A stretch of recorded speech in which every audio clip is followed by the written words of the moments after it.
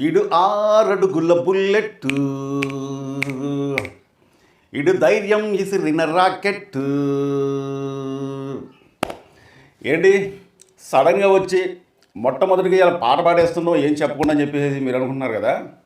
అందులో ఈ పాట వచ్చిందంటేనే మీకు అర్థమైపోయి ఉండాలి నేను ఎవరి గురించి పాట పాడుతున్నాను ఏందనేది. అది ఎవరో ఏంటనేది మీకు వివరంగా చెప్పాల్సిన అవసరం లేదు. పవన్ కళ్యాణ్ గారి గురించి అని అనుకుంటున్నారు కదా. కాదండి, పవన్ కళ్యాణ్ గారి గురించి చెప్తూ తన కుమారుడైన అఖీరానందన్ గురించి కూడా ఈ వీడియోలో చెప్పాలనుకుంటున్నానండి. ఎందుకంటే చాలామంది సోషల్ మీడియాలో ఎక్కువగా పవన్ కళ్యాణ్ గారి ఫ్యాన్స్ మాట్లాడుకునేది ఏంటంటే అఖీరానందన్ సినిమా ఎంట్రీ ఎప్పుడు అని. అవునండి, మీకే కాదు నాకు కూడా అఖీరానందన్ సినిమాలకు వస్తే బాగుంటుంది అని చెప్పి నేను కూడా మనస్ఫూర్తిగా కోరుకుంటున్నాను అనమాట. ఎందుకంటున్నానంటే సోషల్ మీడియాలో ఇప్పుడు చాలామంది ఏం మాట్లాడుకుంటున్నారంటే పవన్ కళ్యాణ్ గారు సినిమాలకి కాస్త దూరం అయిండు కాబట్టి అతని స్థానంలో ఇప్పుడు అఖీరానందన్ వస్తే బాగుంటుందని చెప్పి చాలామంది పవన్ కళ్యాణ్ గారి ఫ్యాన్స్ కావచ్చు, టోటల్గా మెగా ఫ్యాన్స్ కావచ్చు, అందరూ కోరుకునేది ఏంటంటే అఖీరానందన్ సినిమా ఎంట్రీ ఎప్పుడు, ఏ సినిమా చేయబోతుండు అని చాలామంది అనుకుంటున్నారు అనమాట. అయితే నేనేమంటున్నానంటే మొట్టమొదటిగా ఏదైనా సినిమా చేయాలనుకుంటే దర్శకుడు ఎవరైతే బాగుంటుందో, నిర్మాత ఎవరైతే బాగుంటుందో, కథ ఏ విధంగా ఉండాలో కామెంట్ ద్వారా చెప్పండి. అయితే పవన్ కళ్యాణ్ గారు ప్రజా జీవితంలోకి వచ్చి దాదాపు 2014 కానుంచి ఇప్పటి వరకు ఎక్కువ సినిమాలు చేయలేకపోయిందండి. ఇది మాత్రం వాస్తవం. కానీ సాధ్యమైనంత వరకు మెగా ఫ్యాన్స్ని అలరిద్దామని పవన్ కళ్యాణ్ గారు చూస్తున్నారన్నమాట. ఎందుకంటే ఒకవైపు రాజకీయాలలో బీజగా ఉంటూ ప్రజాసేవ చేస్తూ అలాగే అభిమానులను కూడా దూరం చేసుకోకూడదు కాబట్టి అడపా అతనికి కుదిరినప్పుడల్లా సినిమా చేస్తూనే ఉండు, అలరుస్తూనే ఉండు. కానీ ఈ మధ్యకాలంలో హరిహర వీరమల్లు, ఓజీ, ఉస్తాద్ భగత్ సింగ్, మరి ఈ సినిమాల తర్వాత అతను సినిమాలు తీయడు, ఇక ప్రజాసేవలోనే ఉంటాడు ఏంటనేది ఇక మనకి క్లారిటీ అనేది తెలవదు. కానీ చాలామంది అభిమానులు ఏం కోరుకుంటున్నారంటే పవన్ కళ్యాణ్ గారి స్థానంలో తన కుమారుడైన అఖీరానందన్ సినిమాలకు వస్తే బాగుంటుందని చెప్పి చాలామంది వాళ్ళ అభిప్రాయాలు చెప్తున్నారండి.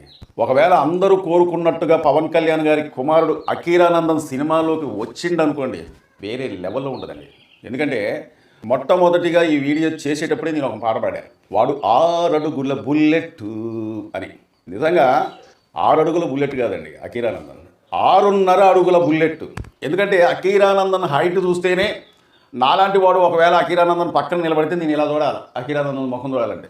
డైరెక్ట్గా ఒకవేళ చూడాలనుకుంటే ఇలాగే చూడాలనుకుంటే అతని ముఖం ఇది కాని రాదు, అతని ముఖం కాని రావాలంటే నేను ఇలా చూడాల్సి వచ్చింది అనమాట.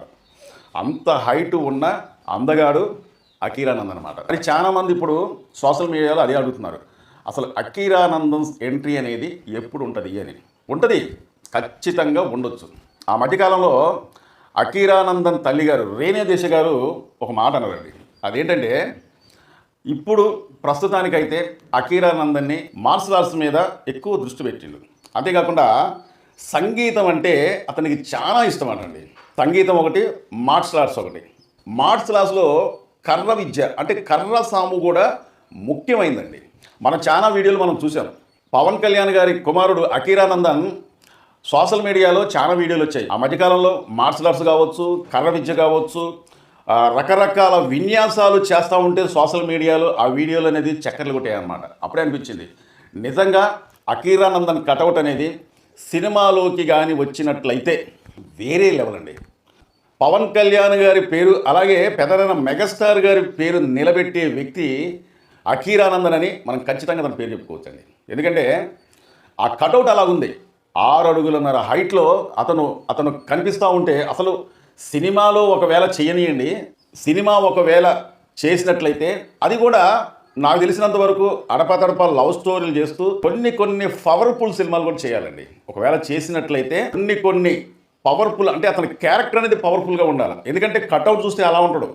కాబట్టి సోషల్ మీడియాలో మెగా ఫ్యాన్స్ చాలామంది రాజకీయాల్లోకి పవన్ కళ్యాణ్ గారు ఇప్పుడు ఎక్కువ బీజీగా అయిపోయింది కాబట్టి అఖీరానందన్ వస్తే పవన్ కళ్యాణ్ గారిని మైమరిపించే విధంగా అఖీరానందన్ ఖచ్చితంగా తయారవుతాడు. అతనికి ఒక లైఫ్ ఉంది కాబట్టి అతను సినిమాలు ఎప్పుడు చేస్తాడని చెప్పి చాలామంది సోషల్ మీడియాలో మాట్లాడుతున్నారు, ఎదురు చూపులు కూడా చూస్తున్నారు అన్నమాట.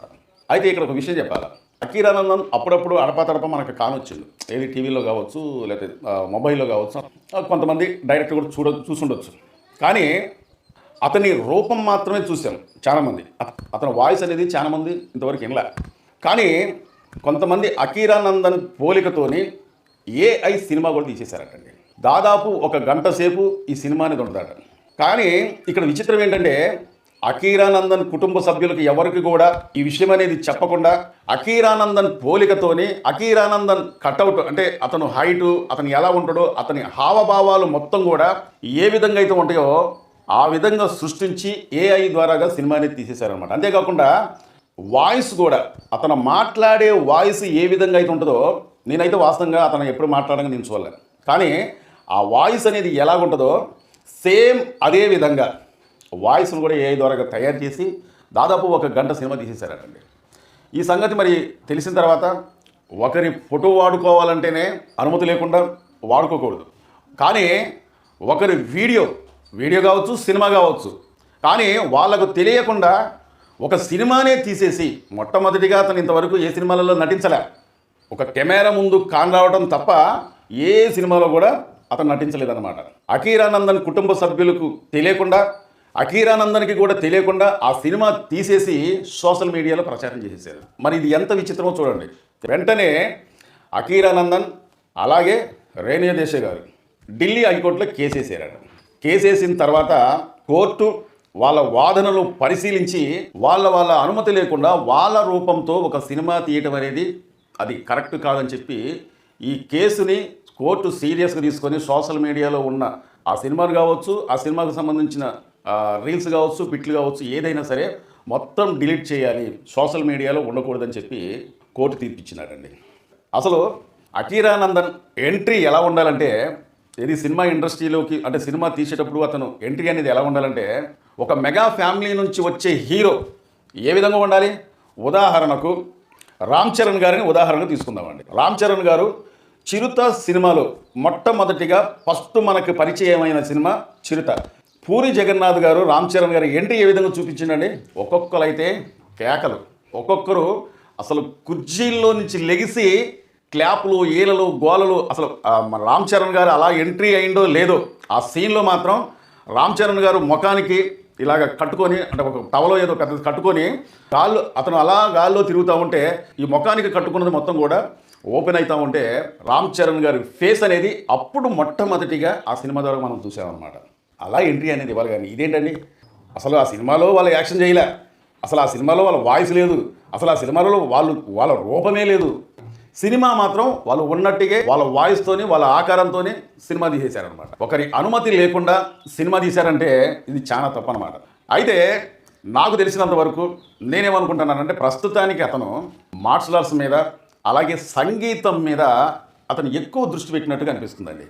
నాకు తెలిసినంత వరకు పవన్ కళ్యాణ్ గారి పుట్టినరోజు సందర్భంగా సెప్టెంబర్ 2వ తారీఖున అనుకుంటా అతను పుట్టినరోజు సందర్భంగా అకీరానందన్ సినిమా ఎంట్రీ అనేది ఉండబోతుంది అని ఏమన్నా ప్రకటన వస్తుందేమని చెప్పి నేను అనుకుంటున్నాను అనమాట. ఒకవేళ అతను ఏదన్నా మొట్టమొదటిగా సినిమా చేయాలంటే రామ్ చరణ్ గారు నిర్మాతగా ఉండి సినిమా చేస్తే బాగుంటుందని చెప్పి నా ఉద్దేశం అనమాట. చాలామంది మా వీడియో చూస్తున్నారు కానీ సబ్స్క్రైబ్ చేసుకోకుండా చూస్తున్నారంటే దయచేసి మీరు మమ్మల్ని సబ్స్క్రైబ్ చేసుకుంటే మమ్మల్ని ఎంకరేజ్ చేసేందుకు ఈ వీడియోపై ఒక లైక్ చేయండి. మీ అమూల్యమైన కామెంట్ తెలుపుతారని చెప్పి కోరుకుంటూ మా వీడియో నచ్చితే సబ్స్క్రైబ్ చేసుకోండి. మరో మంచి వీడియోతో మళ్ళీ మేము ముందుకు వస్తా. Thank you.